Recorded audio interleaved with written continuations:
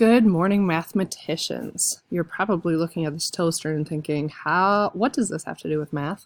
Well, I'm going to tell you. We're going to be talking about in and out boxes. And in and out boxes is kind of like putting something into a machine and having a number pop out. Well, if we think of toast, we put bread in the toaster. And then when it comes out, it becomes toast.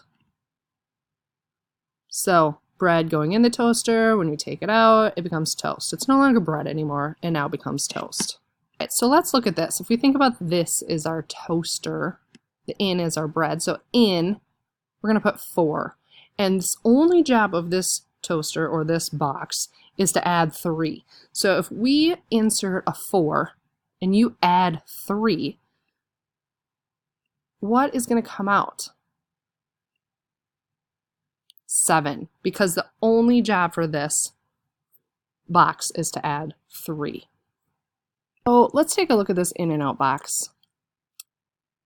When we have a number going in, it's a 2, and out, it's a 4. Let's look at the next set. In is a 3, and out is 5. So in this case, I don't know the rule, so I need to figure out the rule myself. Well, I'm going to look at another one, 4, and go 6.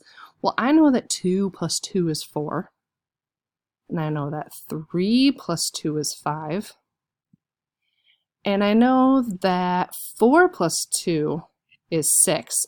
So my rule in this case must be add 2. So if I have 5 and I add 2, that is going to be 7.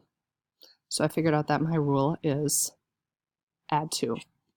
Now, let's look at a little harder one. This might be an example that you would see in IXL.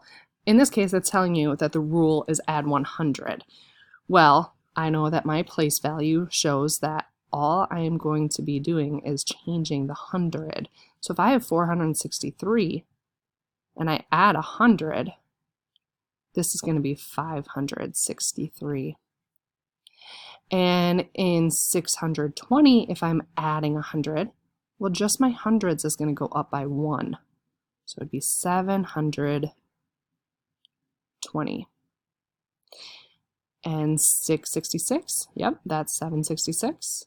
264, just adding in the hundreds, it would be 364.